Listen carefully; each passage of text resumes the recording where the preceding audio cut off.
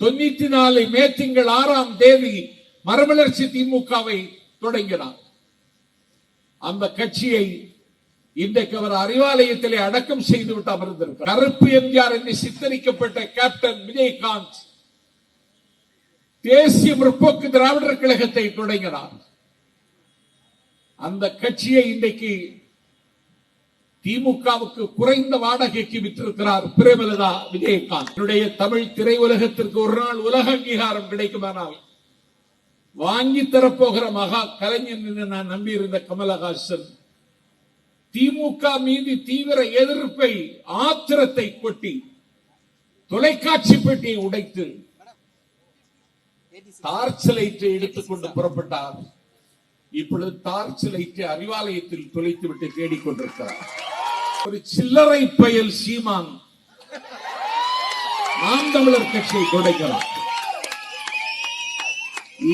இப்போது மக்களிடம் இருந்து அந்நியமாகி தன் கட்சி தொண்டர்களுடைய நம்பிக்கை கூட இழந்தவனாக ஒரு பைத்தியம் பவனி வருவதை போல ஆடு மாடுகளை கட்டிப்பிடிக்கிறான். ஆடுகள் அலறுகின்றன, ஆபத்து வந்து விடும்.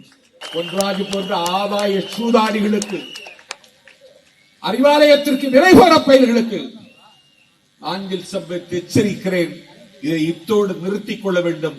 இல்லாவிட்டால் எங்கள் காலில் கிடக்கிற செருப்பு தொடர்ந்து காலில் கிடக்காது.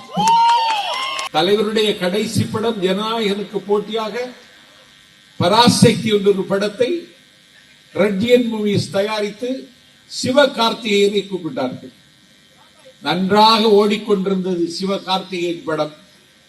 எந்தைக்கு இவர்களை நம்பினானோ இப்பொழுது திருநள்ளாறு சனீஸ்வரன் கோவிலில் போய் நிற்கிறார். சனி உனக்கு பிடித்துவிட்டது.